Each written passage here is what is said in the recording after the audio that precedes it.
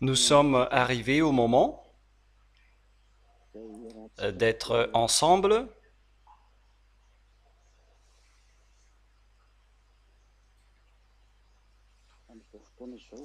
actuellement à travers cette émission que vous allez suivre avec l'ambassadeur de Yahushua, Elia. Nous sommes donc réunis aujourd'hui dans cette émission qui est diffusée tous les mardis et les vendredis d'après le rendez-vous que je vous ai donné. Et donc ce moment est arrivé et donc nous allons nous réunir ensemble pour donner gloire le Père Yahva et Yahushua. Gloire, la gloire est seulement attribuée à nos deux dieux. Et donc nous sommes arrivés à ce moment et je vous prononce la bonté de Yahushua pour tous ceux qui suivent la parole ainsi que l'enseignement qui est que vous êtes en train d'écouter à la radio ou bien à la télévision, Internet. En fait, la télévision locale Antananarive est en panne en ce moment et avec le problème de la Jirama qui cause des pannes avec les appareils, mais c'est la réalité et on ne peut pas faire grand-chose.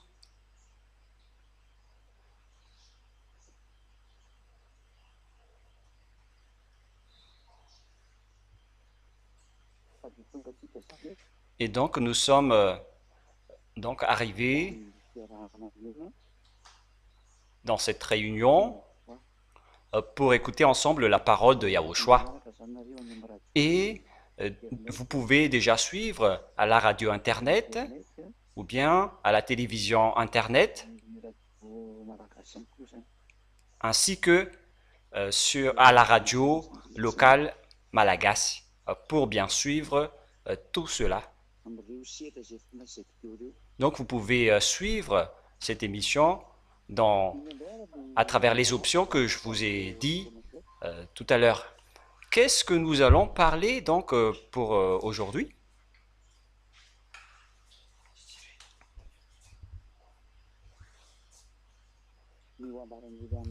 Ce que Elia va vous parler, c'est que ça va être au sujet du fait que vous allez être bien fondé, surtout à travers cette période qui est très compliquée concernant la réalité mondiale, avec tout ce qui se passe dans ce monde.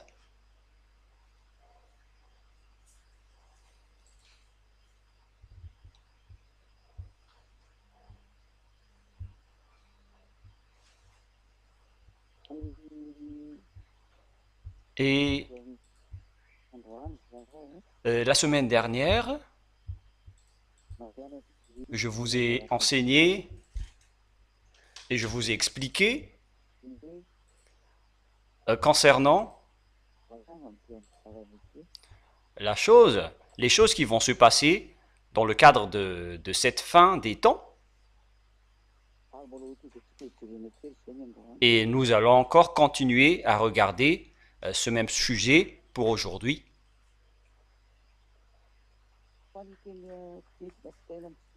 Mais ce que je veux vous partager à ce sujet, c'est à travers la parole que je vous ai déjà expliquée dans le livre de Luc, chapitre 21, qu'on a déjà regardé et que nous allons encore regarder ensemble pour aujourd'hui. Luc, chapitre 21.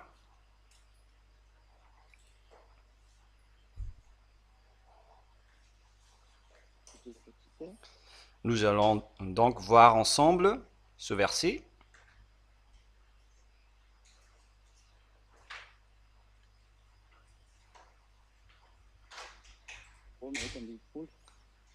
À partir du verset 11, nous nous étions arrêtés à ce niveau, si ma mémoire est bonne. Il y aura de grands tremblements de terre, des pestes et des famines,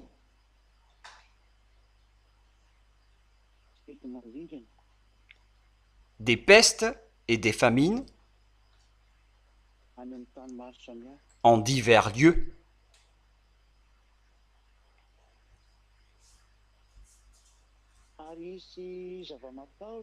Il y aura des phénomènes terribles et de grands signes dans le ciel.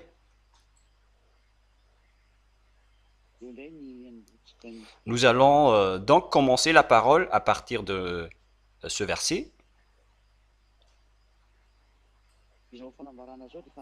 Cette déclaration vient du Saint Royaume où on trouve des personnes ôtées de leurs péchés et qui ne péchent point.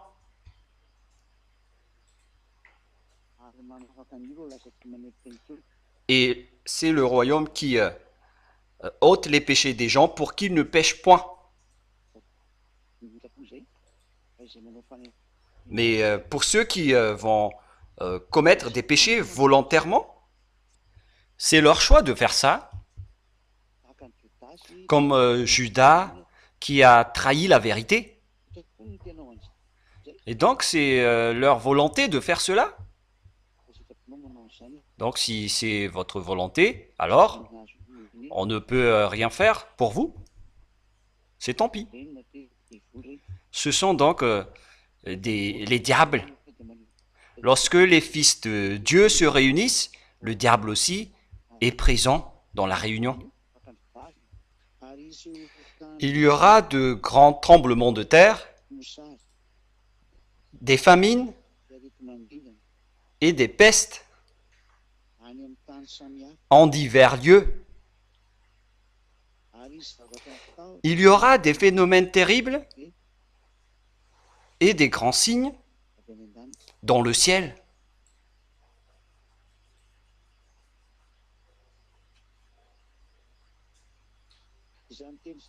Cette parole donc prouve que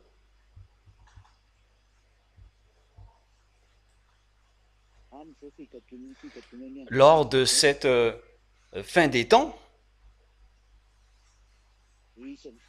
il y aura de grands tremblements de terre. Ça ne va plus être des petits tremblements de terre, mais directement des grands tremblements de terre. On parle de méga tremblements de terre. C'est vraiment des choses grandioses.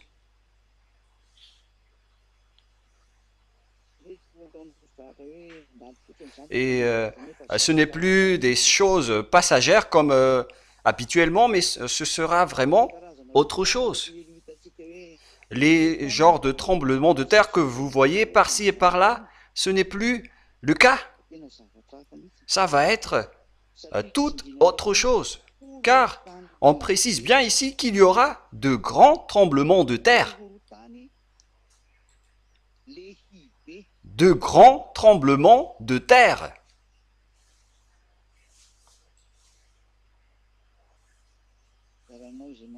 Et donc, à vous qui écoutez cette parole, de réfléchir et de bien penser. Mais si vous allez encore la dénigrer, alors ne soyez pas frappés par tout cela et ne critiquez pas après. Mais tout le monde peut dénigrer cette parole en disant que nous sommes déjà habitués au tremblement de terre, on n'est pas étonné. On n'est pas étonné. Si vous n'êtes pas encore frappé, donc vous pouvez dire encore cela, mais si jamais vous êtes frappé par ces derniers, alors ne critiquez pas. Et concernant donc le livre de Luc, en version française, en une autre version française, voilà ce qui est dit. Il y aura de grands tremblements de terre.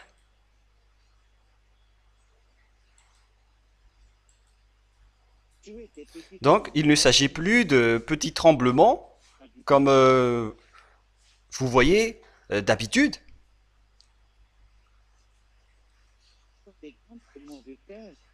mais il s'agit de grands tremblements de terre, c'est-à-dire des séismes importants en divers lieux. En divers lieux.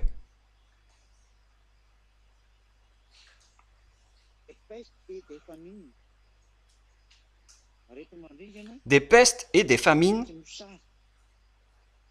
Des pestes et des famines. Et on va encore continuer, toujours dans la même version. Il y aura des phénomènes terribles. Et donc, si Elia, l'ambassadeur de Yahushua, parle pour porter la parole du Père Yahva et de Yahushua,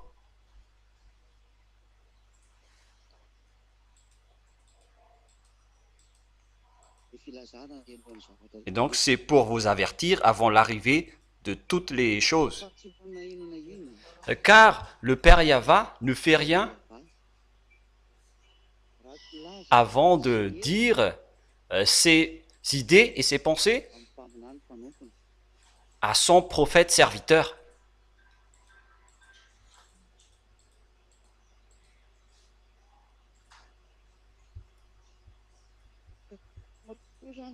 Et donc, puisque ça a été dit ici,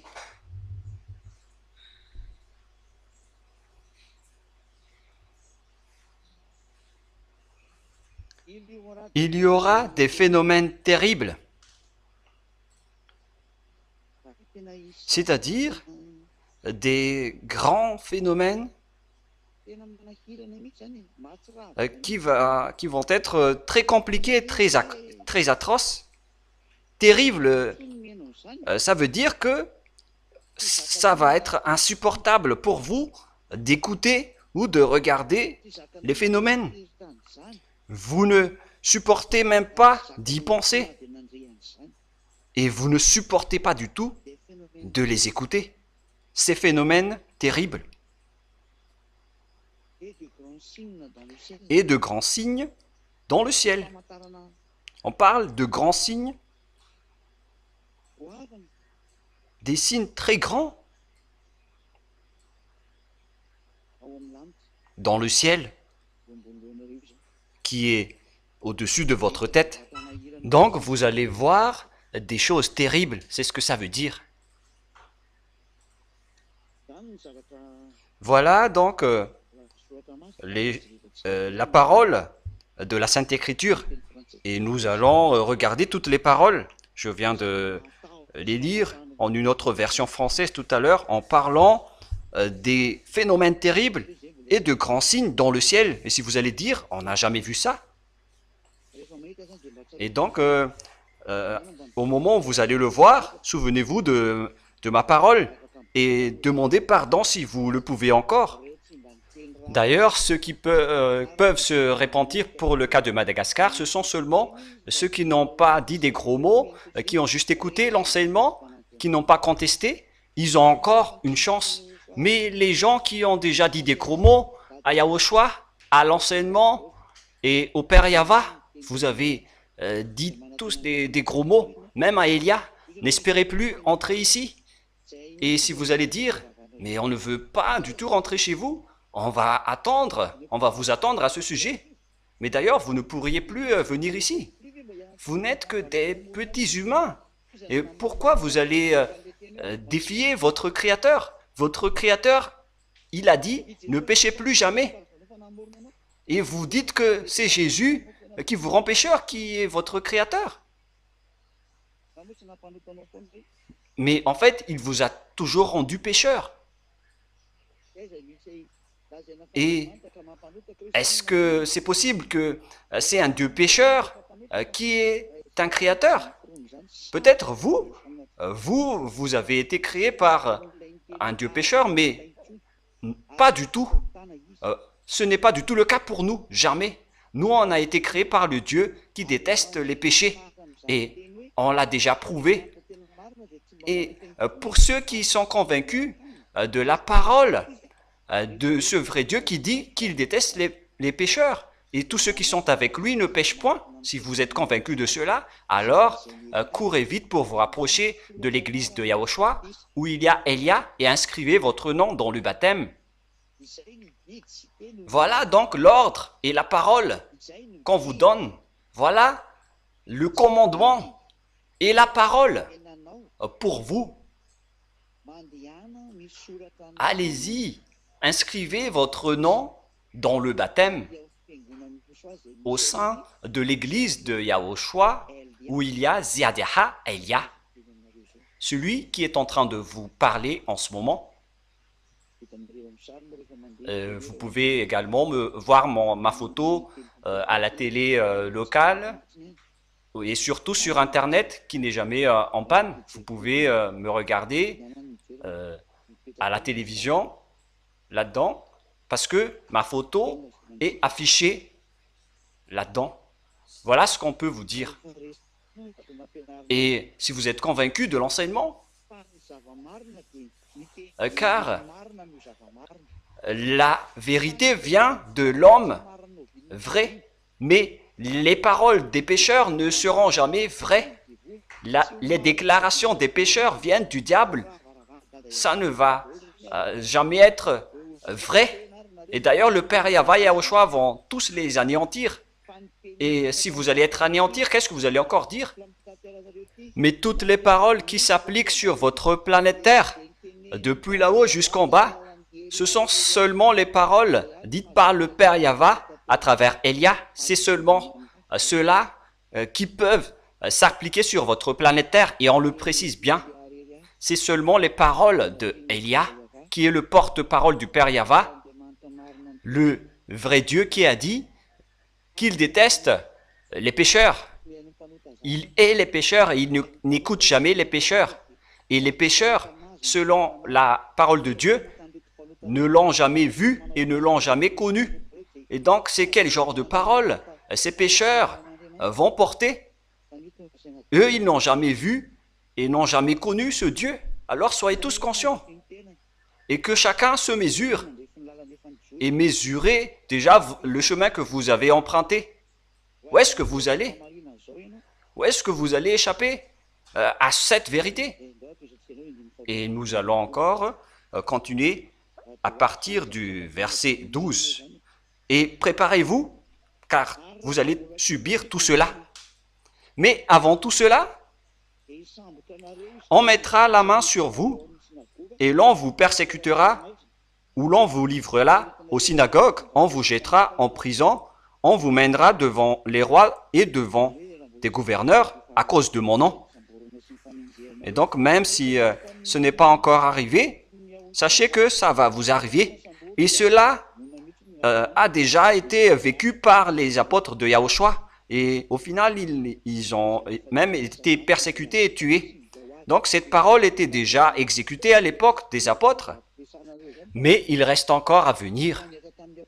Mais d'ailleurs, cette chose n'était pas encore arrivée au moment des apôtres, mais ils ont déjà vécu des choses avant leur mort. Et ça fait déjà depuis 2000 ans qu'ils sont tous morts. Mais maintenant, il faut que vous préparez à subir cette parole de Yahushua. Cela vous arrivera pour que vous serviez de témoignage dans le verset 13. Et Yahushua donne une autre consigne dans le verset 14. Mettez-vous donc dans l'esprit de ne pas préméditer votre défense. Verset 15. Car je vous donnerai une bouche et une sagesse à laquelle tous vos adversaires ne pourront résister ou contredire. Donc, toutes les paroles que Yahushua va donner aux gens sont impossibles de résister ou de contredire. Voilà donc la parole de Yahushua en cette fin des temps. Une parole qu'on ne peut pas résister ou contredire. La vraie parole qui anéantit tous les adversaires. Car je vous donnerai une bouche et une sagesse. C'est-à-dire, une fois que la personne a suivi Yahushua du début jusqu'à la fin et qu'elle s'est bien battue avec la sainteté et la vérité et qu'elle a honoré vraiment le sang de Yahushua, elle n'accepte jamais de ne pas honorer le sang de Yahushua et elle vit vraiment dans le fait d'être ôtée de tous les péchés et de ne plus jamais pécher. À la fin des temps, Yahushua a dit: je vous donnerai une bouche et une sagesse à laquelle tous vos adversaires ne pourront résister ou contredire. C'est pourquoi je dis aux gens qui veulent résister aux paroles de Élia, qu'est-ce que vous allez dire, vous qui êtes des pécheurs? Pourquoi vous les pécheurs, vous allez me résister? Qu'est-ce que vous allez porter pour me contredire? Et si vous n'êtes pas pécheur, vous ne devrez pas me résister. Mais si vous me contredisez, sachez que vous êtes pécheur. Les pécheurs ne doivent pas, les non-pécheurs ne doivent pas résister Élia. Au contraire, ils doivent aider Élia. Mais si vous contredisez Élia, c'est-à-dire que vous êtes pécheur. Et toutes les personnes qui sont contentes d'écouter ou de connaître que c'est bien de ne plus jamais pécher, alors vous devez soutenir et aider Élia pour faire avancer ce saint royaume. Moi, je vous avertis quand même, c'est assez à ce que vous avez fait avec le diable. Alors, gare à vous si vous allez encore suivre les diables. Moi, je vous ai déjà averti. Luc 22, 16. Vous serez livrés même par vos parents, par vos frères, par vos proches et par vos amis, et ils feront mourir plusieurs d'entre vous. Toutes ces paroles s'accomplissent. Vous serez haïs de tous à cause de mon nom. C'est normal, car on a critiqué le faux Dieu, et c'est normal que nous sommes haïs par les gens. Soit vous haïssez Élia, soit vous soutenez Élia. Voilà la seule solution pour vous. Si vous me haïssez, alors faites votre travail pour me haïr.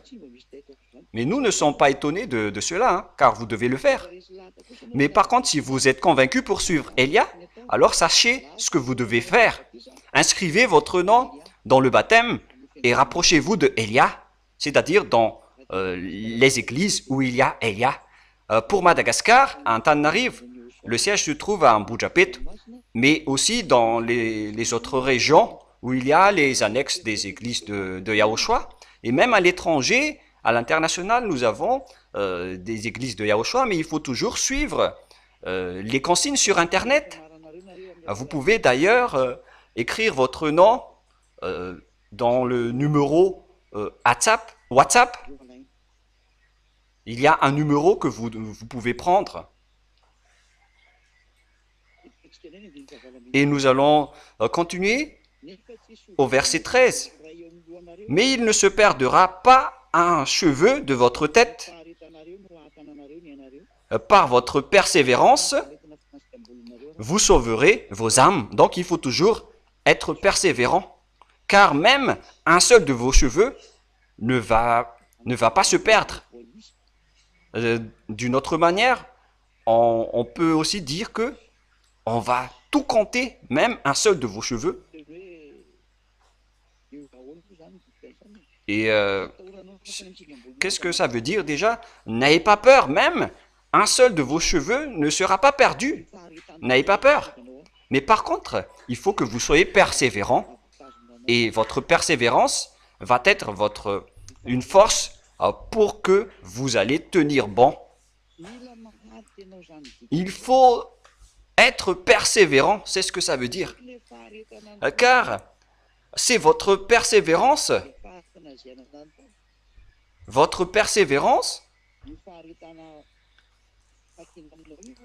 La persévérance qu'on exige de vous, c'est à travers cela que vous allez obtenir la victoire.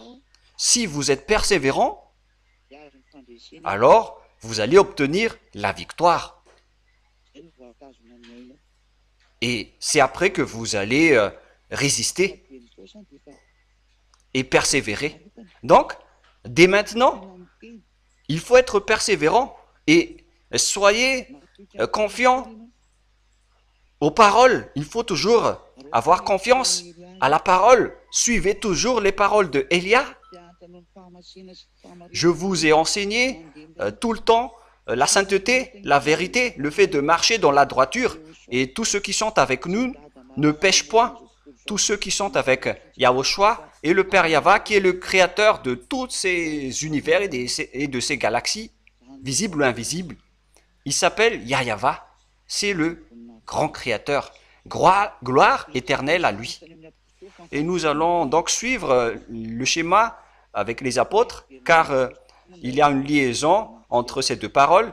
L'autre fois, c'était avec les apôtres, et l'autre partie, c'est actuellement. Lorsque vous verrez Jérusalem investie par des armées, sachez alors que sa désolation est proche. Et ça, c'est déjà passé à l'époque de Titus, le général romain qui a détruit le temple de Jérusalem. Et au final, il a même détruit toute la ville de Jérusalem.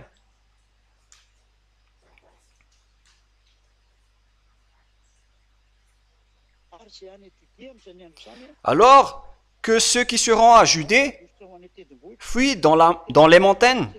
On va donc chasser les gens d'Israël à cette époque-là, à ce moment-là, pour qu'ils fuient.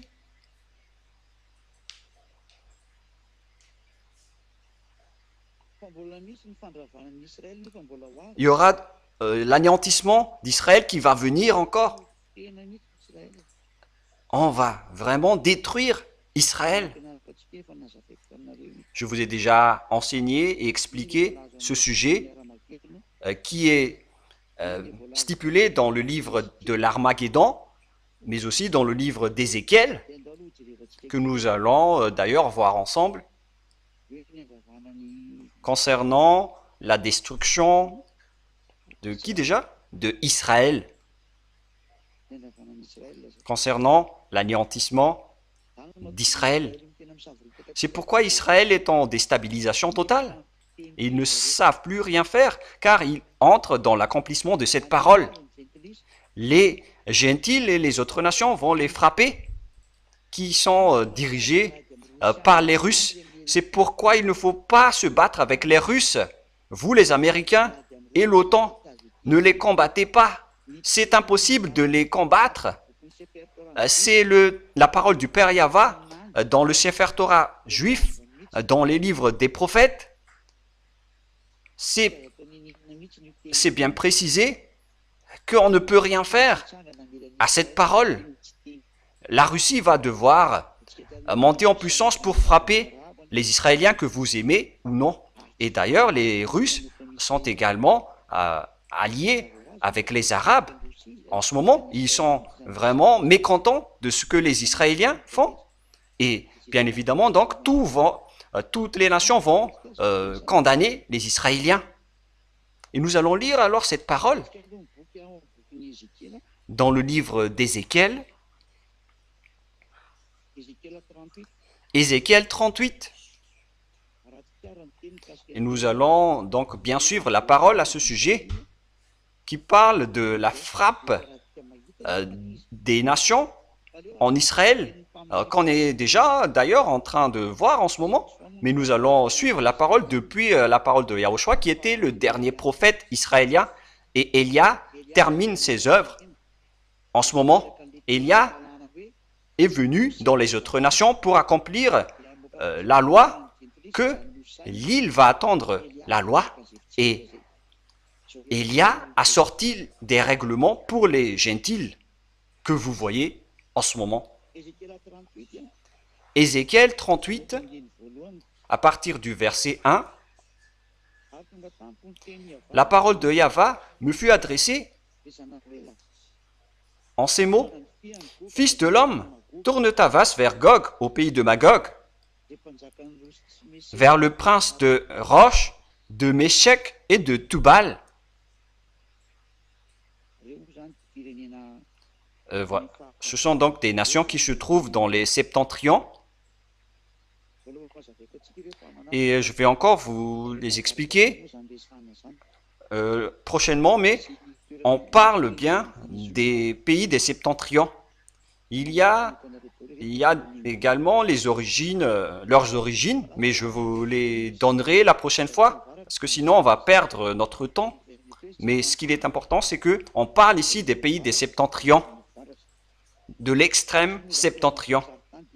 Et dans la carte du monde, la Russie se trouve dans le septentrion. Le prince de Roche, de Méchec et de Tubal, et prophétise contre lui. On vient de prouver alors que la Russie vient du septentrion et que nous allons lire après. Tu diras, ainsi parle le Seigneur Yahva. Voici, j'en veux à toi, Gog, prince de Roche, de Méchec et de Tubal. C'est-à-dire que le Père Yahva va frapper, il va les frapper. La raison, c'est parce qu'ils ont attaqué Israël. Je t'entraînerai et je mettrai une boucle à tes mâchoires. Donc, on doit le traîner pour sortir, car ce Gog, ce prince de la Russie, ne veut pas du tout sortir. Ce sera le dernier président russe qui va venir. Je t'entraînerai, dit-il, et je mettrai une boucle à tes mâchoires. En fait, on doit utiliser une boucle à une chose qui ne veut pas sortir, comme le cas de la Russie, qui fait le mort. Même si le monde entier le provoque, ils ne veulent pas entrer en guerre, ils menacent juste. Car s'ils vont entrer en guerre, ça va être pire. Mais les Américains sont rien devant la Russie. C'est comme un petit enfant qui se bat, un enfant de 5 ans qui se bat avec un homme de 23 ans. Voilà, c'est comme ça ce schéma. On ne peut rien faire à la Russie. Ils font juste le mort. Comme ce que les gens disent, il vaut mieux mourir demain au lieu de mourir aujourd'hui. Parce que si la Russie sort maintenant, ils vont être anéantis. Toute la parole du Père Yahva, toutes les paroles du Père Yahva vont être accomplies pour eux. Et c'est pourquoi ils ne se montrent pas. Ils font le mort. Et c'est pourquoi les gens sont étonnés en voyant que la Russie est toujours en train d'être vaincue. Ne croyez pas à ça. La Russie, ils sont invincibles, ils sont infatigables. C'est une bête, hein? Mais on va suivre la parole d'abord. C'est pourquoi ils ne sont jamais étonnés. Ils laissent les gens faire, mais ils continuent ce qu'ils ont à faire. Ils ne sont même pas étonnés. Et concernant les armements, ils en ont plein, les Russes. Et ils rient tout simplement pour les Américains qui osent posséder des bombes nucléaires. En fait, ils ont toute une autre technologie, des technologies extraterrestres. Ils vont juste rigoler de vos bombes nucléaires. Moi, je n'ai pas dit que les bombes nucléaires ne peuvent pas donner la mort. Mais les Russes ont des armements qui sont largement plus sophistiqués que l'OTAN ne possède pas. Ce sont seulement les Russes qui les possèdent. Et Gog le sait parfaitement.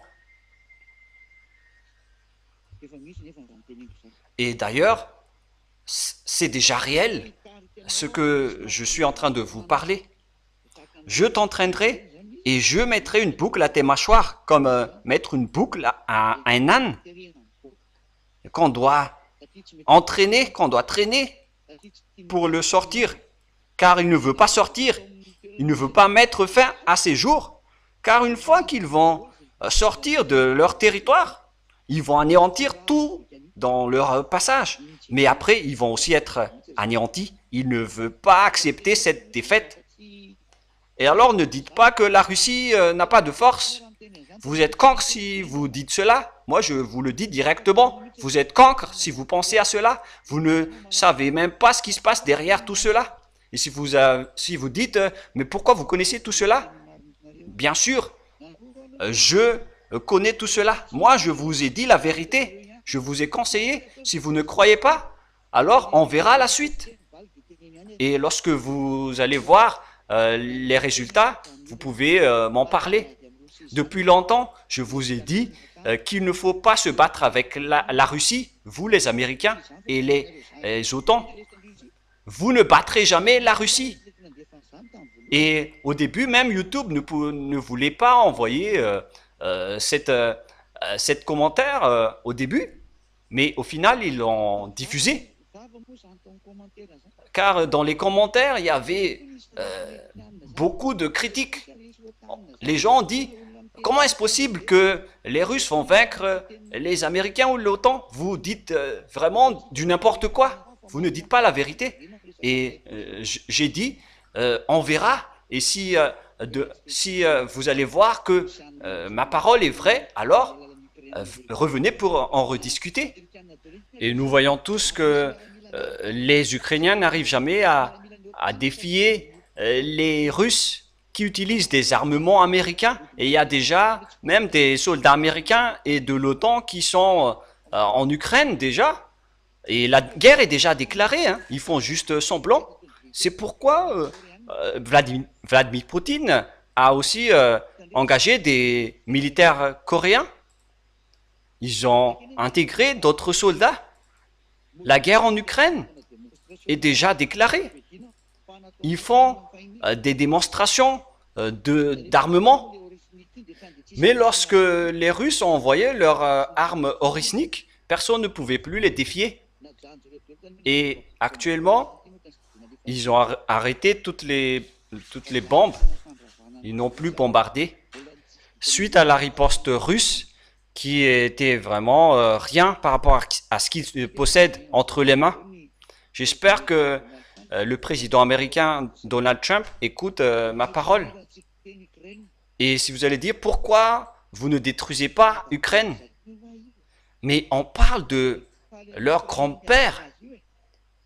C'est vous qui ne sont pas contents avec cette guerre en Ukraine. L'Ukraine, c'est le grand-père de la Russie.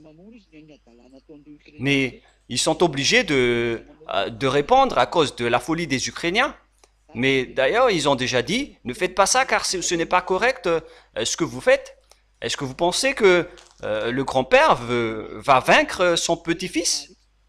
Et vous répondez tous que c'est le petit-fils qui doit vaincre le grand-père parce qu'il est encore jeune par rapport au vieux grand-père. Et nous allons donc continuer. Je t'entraînerai et je te mettrai une boucle à tes mâchoires. Je te ferai sortir, toi et toute une armée, chevaux et cavaliers, toutes vêtues magnifiquement, troupes nombreuses portant le grand et le petit bouclier, tous maniant l'épée. Tous maniant l'épée. Et avec eux, ceux des Perses, qui sont les Iraniens actuellement. Mais est-ce que les Américains et les autres ont pu défier les Iraniens? Qui ont pu les combattre? D'ailleurs, ils ont la bombe atomique actuellement. C'est pourquoi les Américains sont étonnés et ils hésitent de les frapper, car ils ont aussi les bombes nucléaires.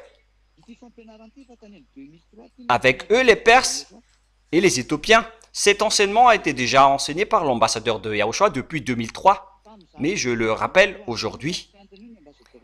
En 2003, lorsque moi-même, l'ambassadeur de Yahushua, a enseigné ce sujet, l'ambassadeur de Yahushua a vraiment précisé que l'Éthiopie va monter en puissance et va être musclée.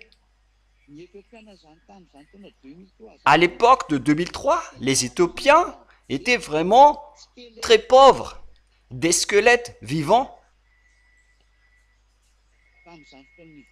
à l'époque où cette parole était sortie.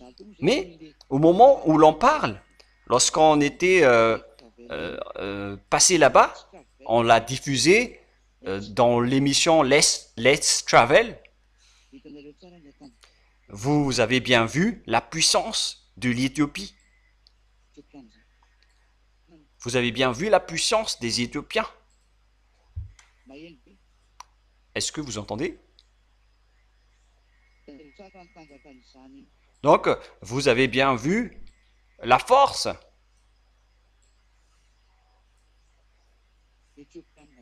des Éthiopiens. Ils sont devenus une première puissance en Afrique. Ils possèdent plus de 100 Boeing, des centaines d'avions. C'était dans les nombres de 130 ou 150. Je ne me souviens pas vraiment. Mais c'est vraiment nombreux. Aucune nation ne possède ce nombre de Boeing en Afrique, même dans la plupart des régions européennes. Et eux, ils peuvent conquérir le monde. Les Éthiopiens qui sont actuellement devenus une grande puissance. Et avec ces Russes, à part les Iraniens et les Éthiopiens, et en parlant des Africains, il y a aussi les Sud-Africains qui sont membres du BRICS. Et on voit déjà le conflit entre les Sud-Africains et les Américains en ce moment. Et les pays africains commencent à être en conflit aussi avec les pays de l'OTAN. Nous voyons le problème entre l'Algérie et la France, ainsi que le problème entre les autres pays africains et la France. Ils vont quitter ces pays occidentaux et ils vont se tourner tous vers la Russie. J'ai déjà enseigné tout cela depuis l'année 2003, en mois de mai 2003. Et tous ceux qui ont noté cet enseignement ont en archive cet enseignement qui était sorti à la radio HFF. Et tous les anneaux de Yahushua sont témoins de cela, notamment ceux qui ont déjà prié dans ce saint royaume. Tout cela sont notés dans leur cahier. Et les Libyens aussi sont avec ces Russes. Et tous portant le bouclier et le casque. Gomer et toutes ses troupes. Gomer, donc ce sont les Nordiques, notamment ceux qui sont dans le nord-est. La maison de Togarma, à l'extrémité du septentrion, et toutes ses troupes. Et donc, Gomer et Togarma font partie des pays du septentrion nord-est, y compris donc tous les pays qui sont aux alentours de la Russie, notamment les Mongols, la Mongolie, qui sont déjà les pays qui sont aux alentours de la Russie. Je vais devoir donc regarder dans la carte, puisque on aborde déjà le sujet. On va regarder donc la carte de la Russie. Alors, voyons un peu cette carte.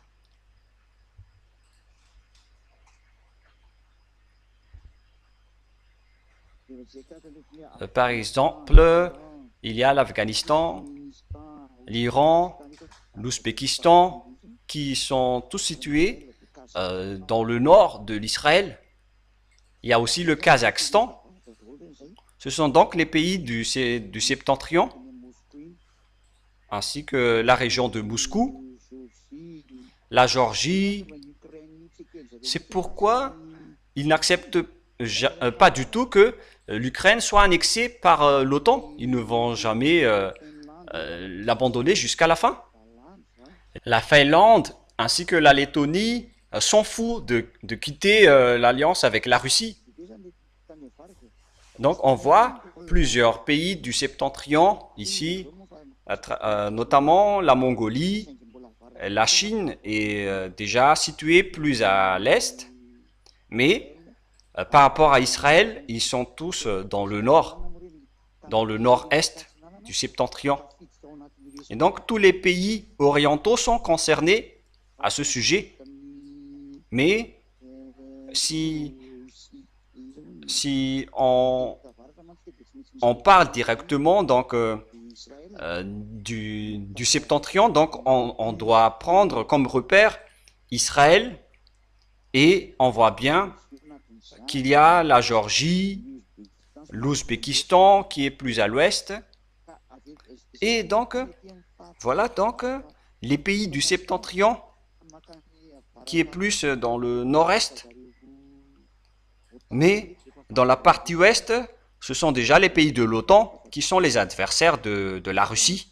Et vous voyez bien que la parole est accomplie. On voit ici l'accomplissement des Gomer et de Togarma.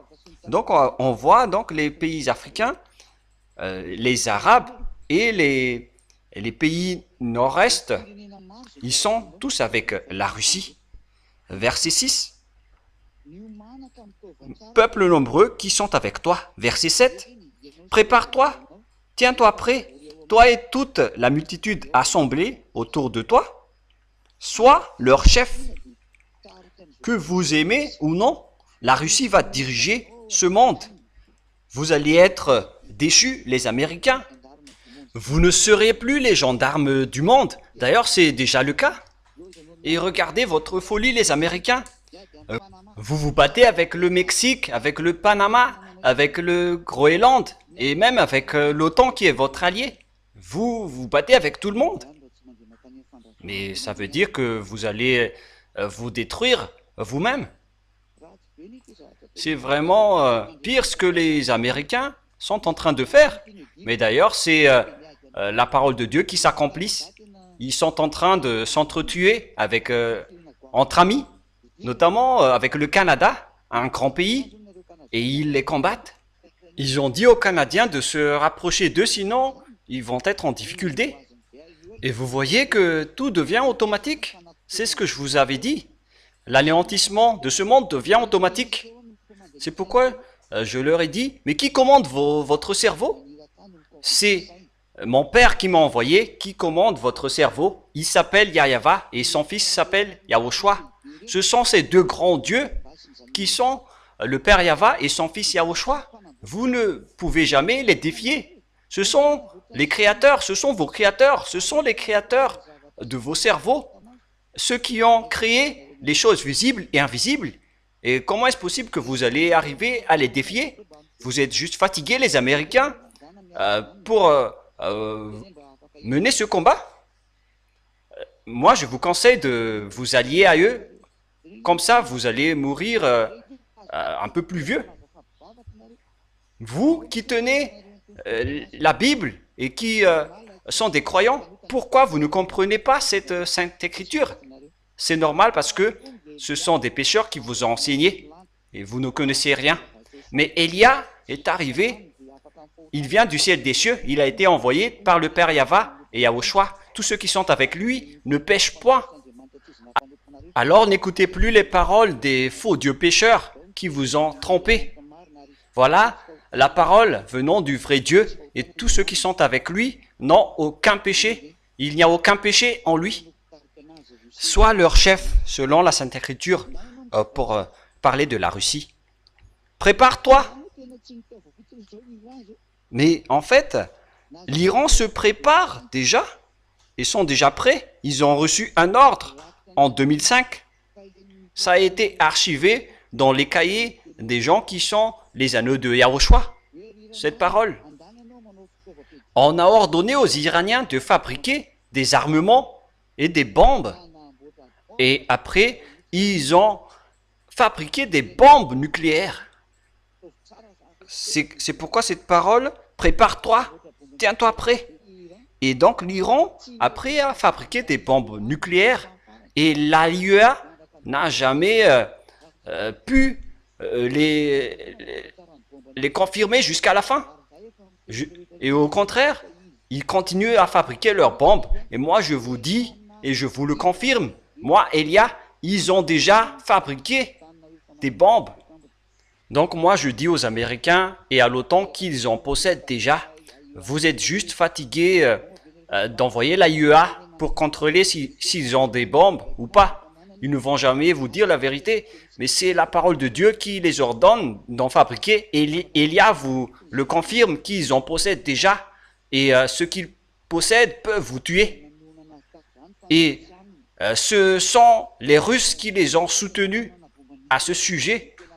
Et ce qui est pire, c'est qu'ils ont même des bombes nucléaires entre leurs mains. Et la Russie les aide dans ce cadre-là.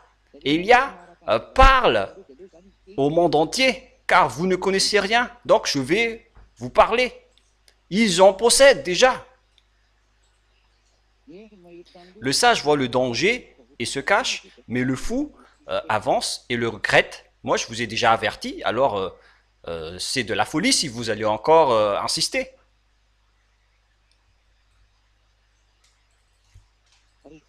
Après bien des jours, tu seras à leur tête. Dans la suite des années, tu marcheras contre le pays. Donc, à la fin des temps, on va chercher les Russes, car on dit qu'ils sont la puissance et l'autorité, ainsi que le médiateur de ce monde. Regardez avec ce qu'ils font. Ils sont en guerre avec les Ukrainiens, et après, ils se disent être un médiateur. Ils sont vraiment malins. Hein.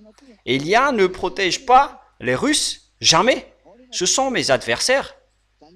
L'adversaire de Elia se trouve dans cette nation, c'est-à-dire en Russie. Les adversaires de Elia se trouvent là-bas. Et c'est moi qui vous raconte comment ils sont. Mais moi, je ne les protège jamais. Ce sont, au contraire, mes adversaires. Mais vous ne comprenez pas ce qu'ils font. Et vous pensez à travers. C'est pourquoi je vous dis, écoutez-moi, n'écoutez plus la voix des pécheurs qui ne servent à rien. Vous n'écoutez jamais la vérité. Alors, sachez bien écouter maintenant. Après bien des jours, verset 8, tu seras à leur tête dans la suite des années, c'est-à-dire vers la fin. Tu marcheras contre le pays dont les habitants échappés à l'épée. Donc, on va le chercher, on va l'entraîner vers Israël pour attaquer Israël, car tout le monde n'est pas content envers Israël. Surtout depuis que les Israéliens ont tué les Gazaouis, les peuples de Gaza, avec 40 000 personnes qui ont été tuées et personne n'avait pitié d'eux. C'est vraiment incorrect. Hein. C'est pourquoi j'ai dit, si la bande de Gaza, les Houthis ont tué 1200 personnes, ce sont des Houthis déjà, c'est-à-dire les combattants de la bande de Gaza, les Hezbollah, ils font partie du Liban. Les Hezbollah sont au Liban, mais je ne sais pas le nom des guerriers de la bande de Gaza. Je ne m'en souviens pas. Mais ceux qui s'en souviennent, vous les retenez dans la tête et c'est à vous d'arranger leur nom.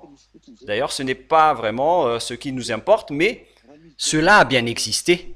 Et donc, s'ils ont tué 1200 personnes d'une part, ils devraient aussi tuer 1200 personnes d'autre part. Mais imaginez, ils ont directement tué 40 000 personnes. Et le président Joe Biden, ni le président français, ni le président allemand, aucun d'eux n'était pas étonné. Et ils n'ont pas dit qu'il faut arrêter. Mais au contraire, ils ont dit, c'est juste. Et les autres ont suivi. Ils se sont protégés. Pourquoi vous vous protégez alors qu'il y a déjà 40 000 civils qui sont morts? Ce n'est plus de la protection. Ça prouve que vous ne marchez plus dans la vérité. C'est normal. C'est normal la réaction des Arabes ainsi que la troupe de la Russie. Ils vont dire que c'est normal si on va vous anéantir, car on va vous retourner cette parole. Alors préparez-vous les Américains. Ils vont vous retourner cette parole. Et vous n'êtes plus puissants. Moi, je ne dénigre pas, hein, mais je vous parle de la parole de mon Père. Heureusement que je vous parle de la parole de mon Père. Alors prenez votre décision. Je confirme donc que les Américains et l'OTAN, vous ne vaincrez jamais la Russie. Et d'ailleurs, le président Poutine vient de défier Joe Biden en disant « Envoyez tout en Ukraine, vos armements les plus sophistiqués. Et moi, je vais envoyer mon Olchenik, alors que ce Olchenik n'est pas du tout très fatal par rapport à Satan 2. Satan 2 ou Sarmat, ce sont donc les armes fatales et destructives des Russes. Comment est-ce possible que vous allez les combattre? Et du coup, les Américains ont reculé. Ils n'y osaient pas. Ils n'ont pas osé. Alors qu'ils ont provoqué un affrontement. Et Poutine a même dit, envoyez toutes vos artilleries. Et je vais envoyer mon Ochénique et on va voir. Et les Américains n'ont pas osé riposter. C'est pourquoi je dis, ne combattez pas la Russie. Ne dites pas du n'importe quoi. Parce que si les Américains étaient puissants, ils auraient déjà accepté le défi. D'ailleurs, ce n'était pas dans leur territoire, mais en Ukraine. Mais ils n'ont pas osé. Cette histoire est encore récente. Hein. Ça fait un peu plus d'1 mois. Tout ça, c'est une preuve tangible qui est près de votre cou en disant que vous ne vaincrez jamais la Russe. On le constate déjà. Mais vous remontez juste votre morale en disant que personne ne peut vaincre les États-Unis. Vous essayez juste de vous motiver, mais ce n'est pas du tout la vérité. Et donc, je reviens à la parole, au verset 8. « Après bien des jours, tu seras à leur tête. Dans la suite des années, tu marcheras contre le pays dont les habitants échappaient à l'épée. » On parle ici d'Israël. Auront été rassemblés d'entre plusieurs peuples sur les montagnes d'Israël longtemps désertes. Les Africains, les Arabes, les pays du Septentrion vont tous aller pour attaquer Israël, y compris les Chinois, les Indiens. Et on voit bien que les Indiens sont avec les Russes. Et d'ailleurs, en Inde, il y a plein d'armes russes. On a vu l'alliance entre la Russie et la Chine. En ce moment, ils sont ensemble pour conquérir l'océan Antarctique. Ils sont en guerre en océan Antarctique car Donald Trump veut annexer Groenland et Panama. Et on peut dire que leur sécurité est atteinte. Il y a une portée, ils ont dit que ça porte atteinte à notre sécurité. Ils sont très malins et ils en profitent pour s'entretuer. Et les gens vont dire, mais quelle est la raison de cette guerre? Moi, je vous dis que l'océan Antarctique ainsi que l'océan Pacifique sont tous des points stratégiques qui sont très graves. Et d'ailleurs, dans la région antarctique, c'est vraiment une région glaciale. Je parle de la région antarctique. Et après, où est-ce qu'ils vont aller? Ils iront en Israël. Retirés du milieu des peuples, ils seront tous en sécurité dans leur demeure. On dirait alors que Israël est tranquille en ce moment. On les a enlevés de ce monde en rapatriant les Juifs. Ils ont été rapatriés vers l'année 1822, à l'époque de la SDN, la Société des Nations.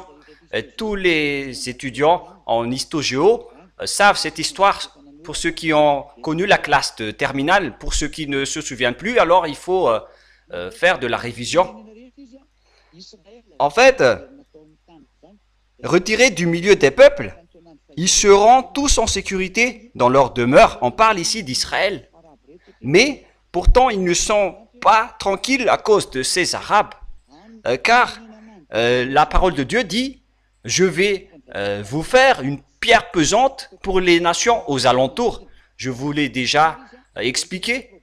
Mais je vais encore rappeler qu'ils vont être un problème pour les pays aux alentours, notamment pour le Liban, la Syrie, le Palestine, la Jordanie, ainsi que tous les autres pays arabes.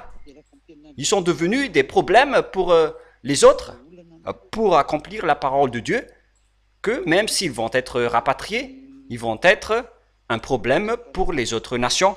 Selon donc le livre de Zacharie 12, c'est où déjà?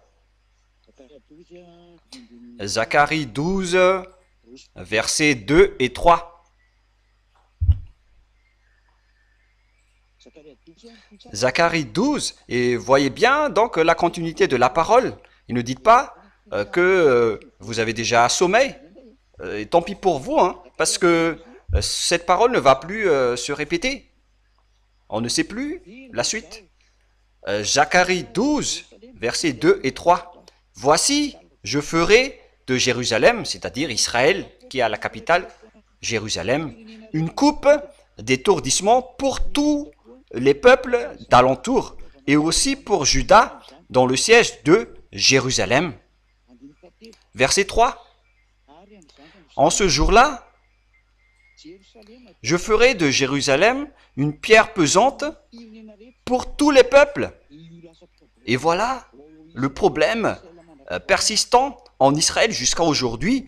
Ils se battent avec les Jordaniens, avec tout ce que je viens de dire, les Libanais, les Égyptiens, le Gaza, la Syrie, avec le problème en Syrie. Dernièrement, ils les ont bombardés. Et leur problème devient un problème mondial. Je ferai de toi une pierre pesante pour tous les peuples. C'est-à-dire que elle va être pesante pour vous. Tous ceux qui la soulèveront seront meurtris. Tous ceux qui la soulèveront seront meurtris. Le verbe soulever a une double fonction. Donc nous allons voir cette parole avec une autre version. Dans Zacharie 12, Zacharie 12. En ce jour-là, je ferai de Jérusalem une pierre pesante pour tous les peuples. En ce jour-là, je ferai de Jérusalem une pierre pesante terrible. Tous ceux qui la soulèveront seront meurtris. Tous ceux qui font cela vont être mis à mort et anéantis. Alors préparez-vous les automnes. Ça, vous allez subir cela. Et toutes les nations de la terre s'assembleront contre elle. Et toutes les nations de la terre s'assembleront contre elle. Et l'OTAN va être vaincu. C'est pourquoi j'ai dit, préparez-vous, l'OTAN, vous n'avez plus de solution, vous allez être anéantis. La Russie devra entrer en scène, que vous aimez ou non. C'est la parole de Elia, venant du Père Yahva et de Yahushua. La parole qui ont été déjà dites par les anciens prophètes et que je confirme avec précision en ce moment, en vous disant, voilà toutes ces paroles qui sont stipulées ici. Et il y a vous donne la précision, car la fin est arrivée, l'accomplissement de la parole est arrivé. Alors, préparez-vous, notamment les Français, vous allez être frappés en premier si vous allez encore entrer dans le mauvais chemin. Nous allons donc revenir avec l'ancienne version, dans le livre de... C'est où déjà? Dans le livre d'Ézéchiel, Ézéchiel 38, à partir du verset 13. Attendez d'abord. Non, c'est pas ça. Parce que on dirait que j'ai sauté. C'est où déjà? Donc, ça va être à partir du verset 10. Attendez un peu. Non, j'ai déjà dit cela. Où est-ce que je me suis arrêté? Donc, dans le verset 11. En sécurité, dans leur demeure, tous dans des habitations sans murailles, et n'ayant ni verrou ni porte. Verset 12, Ézéchiel 38, 12. J'irai faire du butin et me livrer au pillage. Et pour porter la main sur des ruines maintenant habitées. Et en fait, les Israéliens ont été anéantis par le Père Yahva, et maintenant, ils commencent à avoir de la population. Ils étaient au nombre de 7 ou 8 millions, si je ne me trompe pas. Et maintenant, ils ont peur de ce qui va les arriver. Les Israéliens sont terrifiés aujourd'hui, jusqu'à aujourd'hui. C'est pourquoi ce grand conflit dans leur pays. Sur le peuple recueilli parmi les nations, ayant des troupeaux et des propriétés, et occupant les lieux élevés du pays.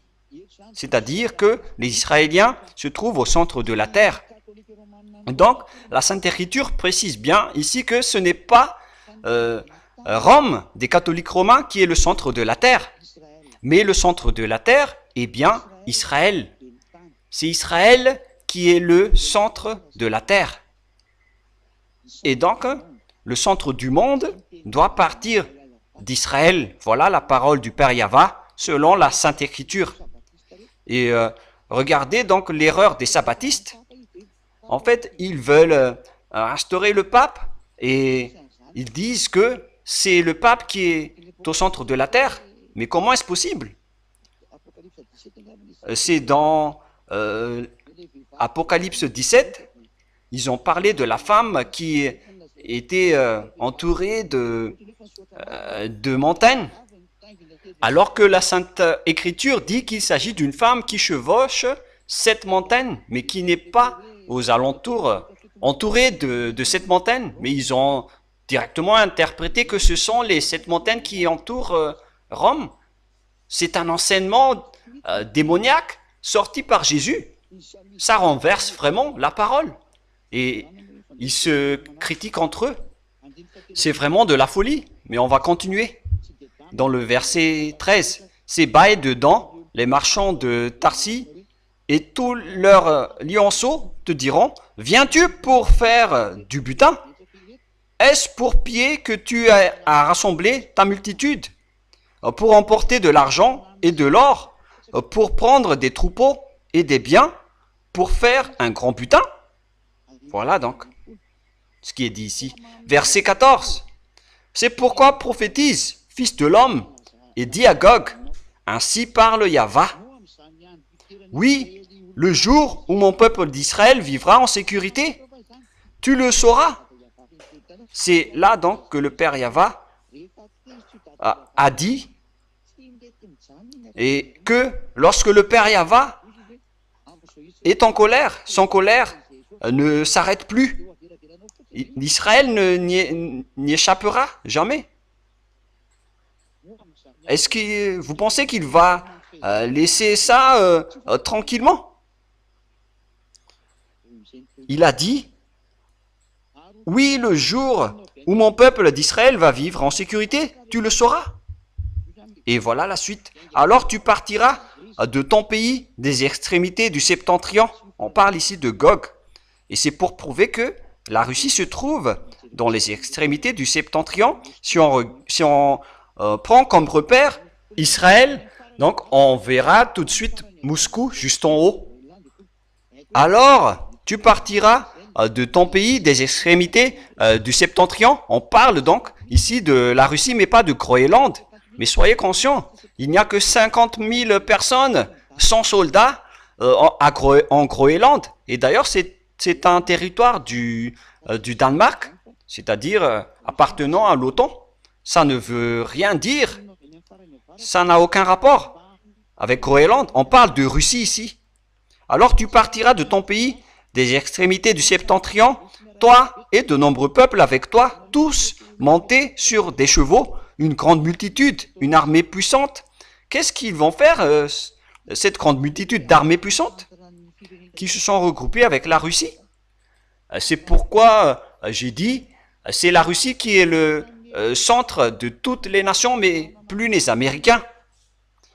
Tu t'avanceras contre mon peuple d'Israël, comme une nuée qui va couvrir le pays. Voilà donc la dernière bête.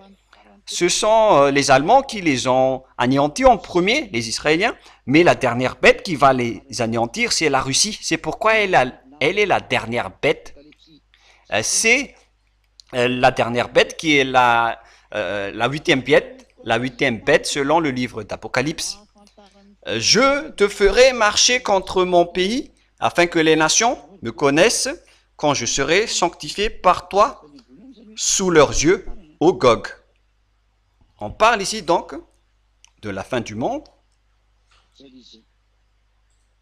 Voilà.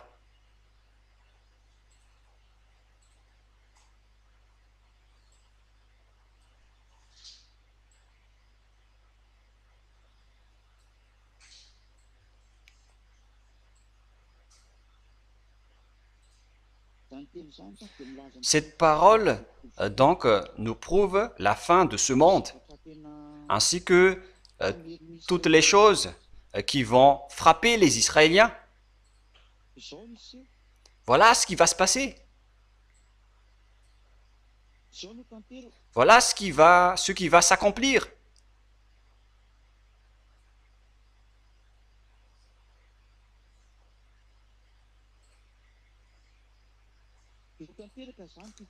Et donc cette parole va être accomplie et vous allez la subir, vous les Américains notamment. On a déjà dit que ça va être accompli à la fin des temps. Je vous ai déjà précisé cela tout à l'heure. Et qu'est-ce que vous allez encore dire les humains? Qu'est-ce que vous allez encore répondre à cette vraie parole? Nous le constatons déjà tous, et c'est déjà en cours d'ailleurs.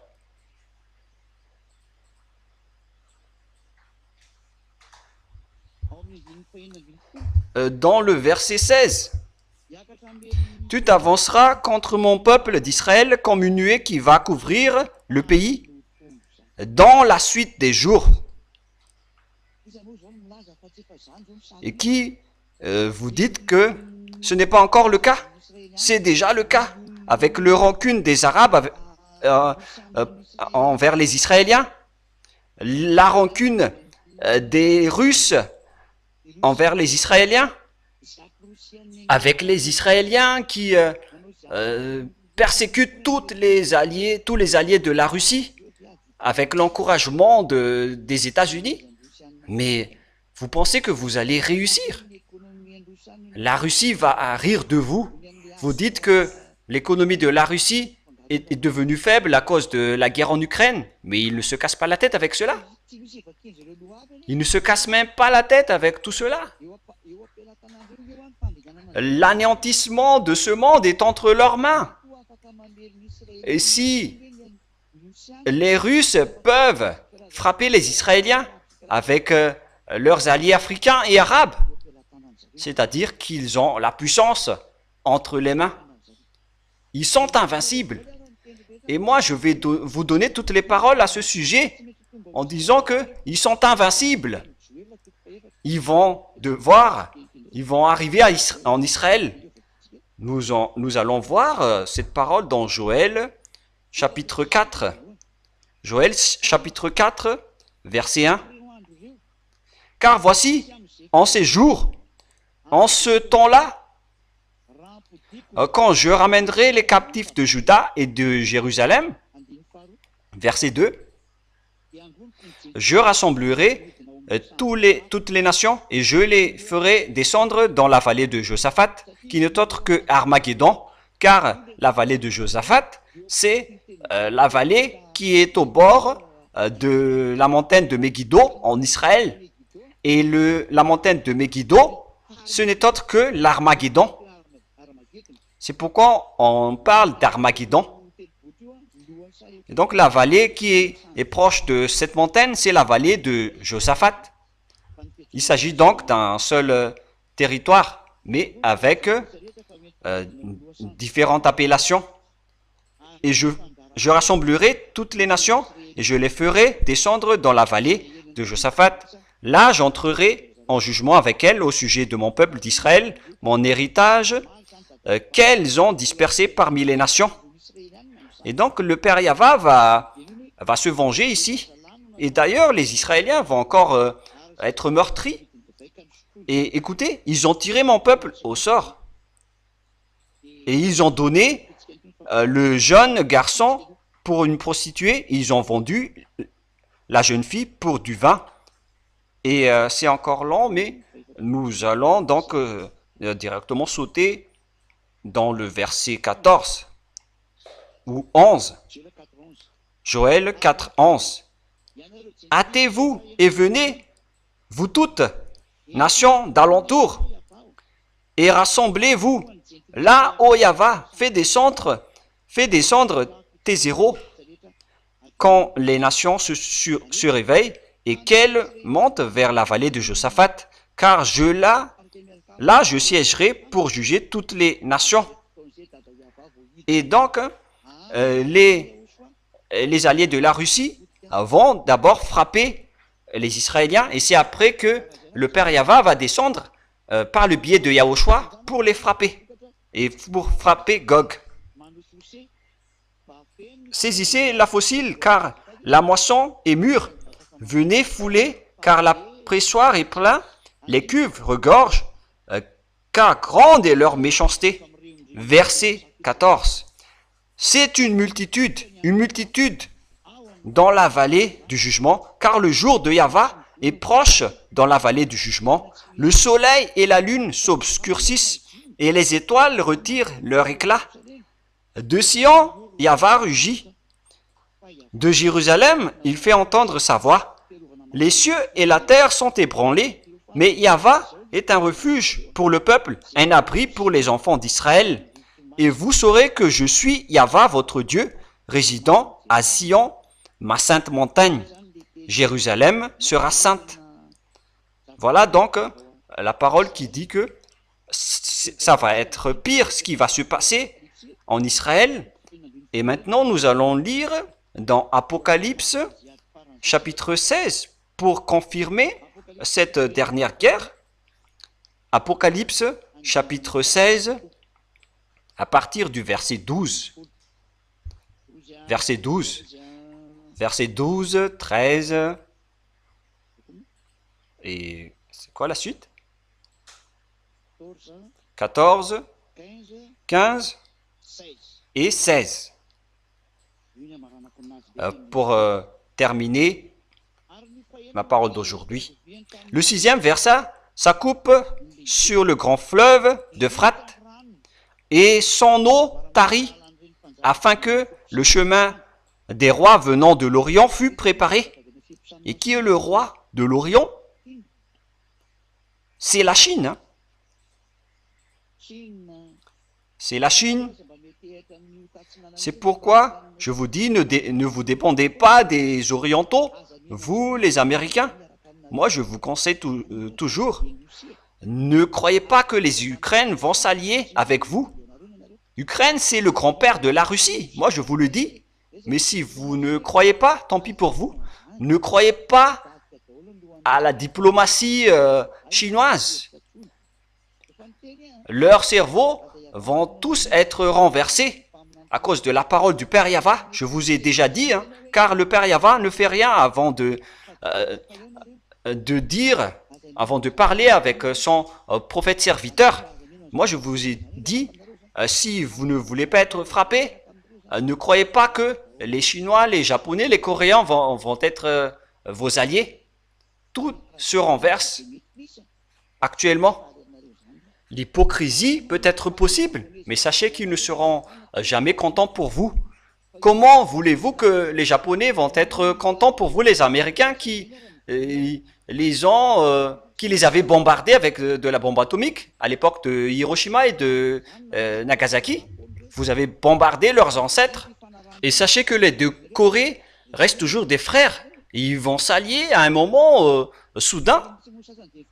Et d'ailleurs, il y a des armements des Corées du Sud qu'ils placent dans la région de l'OTAN. Mais qu'est-ce que vous allez penser? C'est pourquoi je vous dis, réfléchissez.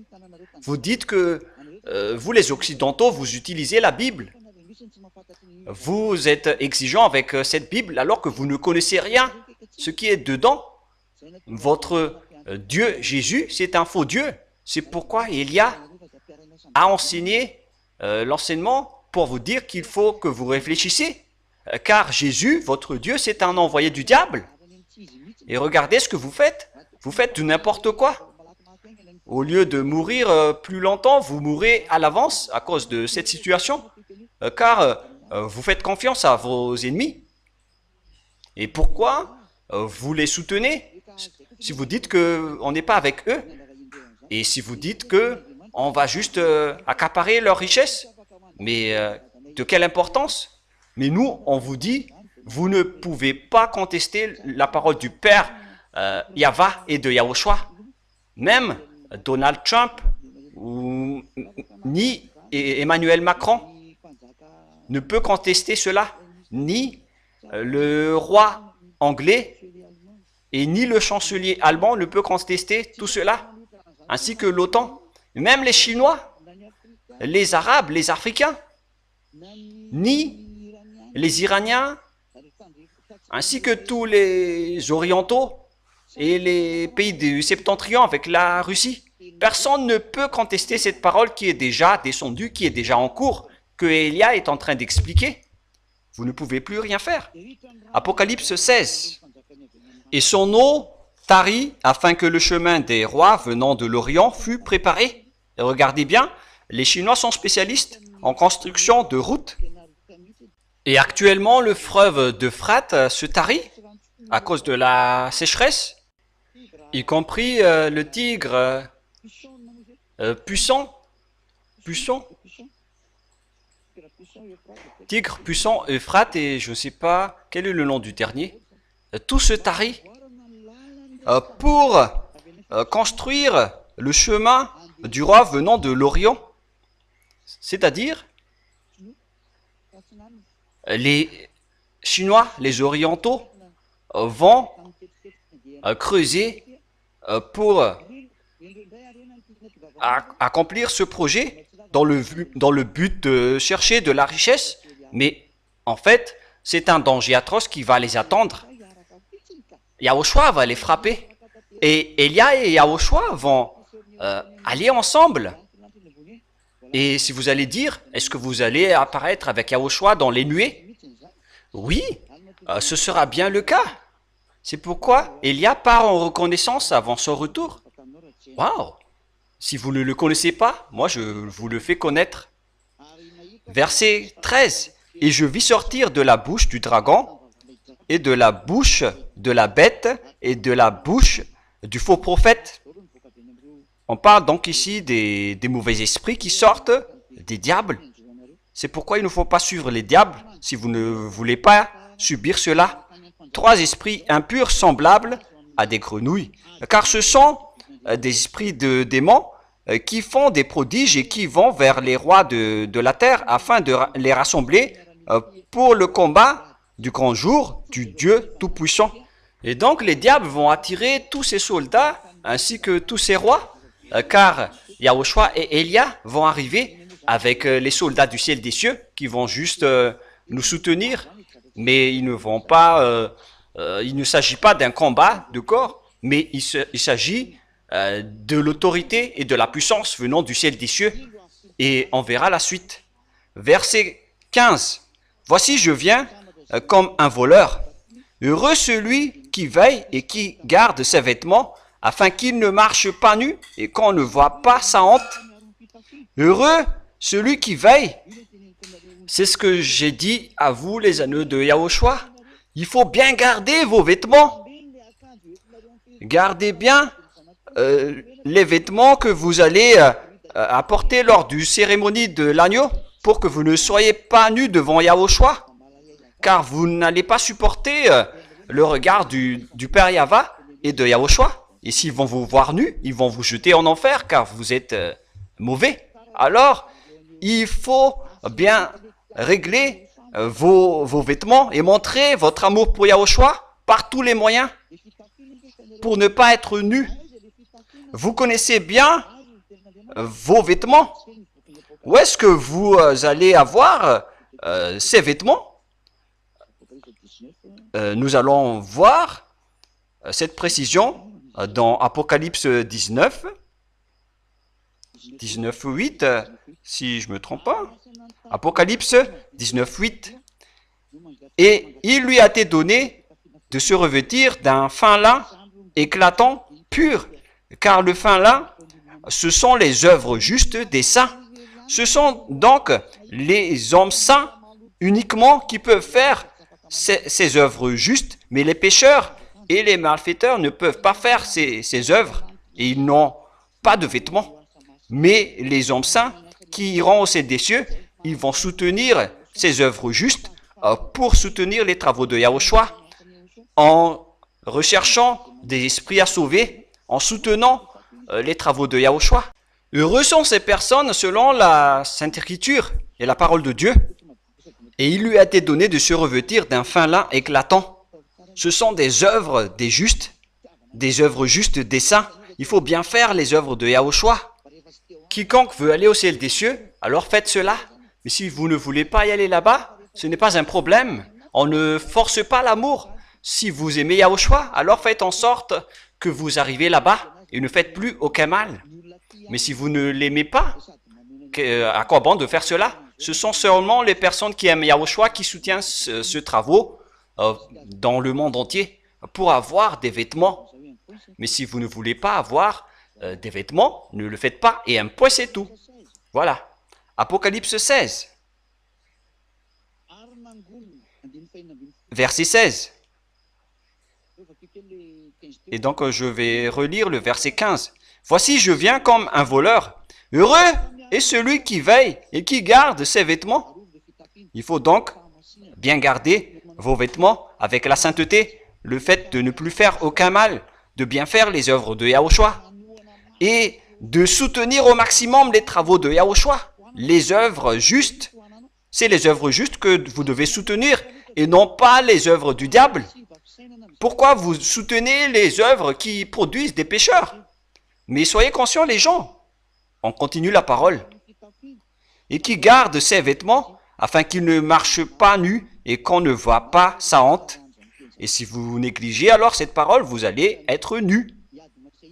Comme Adam et Haïv, ils étaient nus et ils fuyaient le visage du Père Yahva. Verset 16. Ils les rassemblèrent dans le lieu appelé en hébreu Armageddon. C'est là donc qu'on va aborder le combat. Et l'Armageddon se trouve dans la vallée de Josaphat. Et ce terrain peut contenir jusqu'à 200 millions de personnes qui vont combattre. Voilà donc la fin de ma parole. Que chacun monte bien sa garde. Pour vous qui avez bien écouté cet enseignement, je ne sais pas c'est quel numéro d'enseignement, c'est à vous les techniciens de bien arranger, notamment le numéro de cet enseignement. Il s'agit d'un enseignement qui parle des fins des temps, et ça va encore continuer pour vendredi, et on verra la suite d'après ce que Yahushua va dire. Mais là, je viens de vous expliquer toutes les choses. Le sage voit le danger et fuit, mais le fou avance et le regrette. Tout ce que l'ambassadeur de Yahushua, Ziadia Aïlia, a dit vont être accomplis. Il est le porte-parole du ciel des cieux. Alors sachez le suivre. Sachez prendre la bonne leçon et les bonnes consignes. Faites en sorte que vous allez entrer au ciel des cieux avec moi.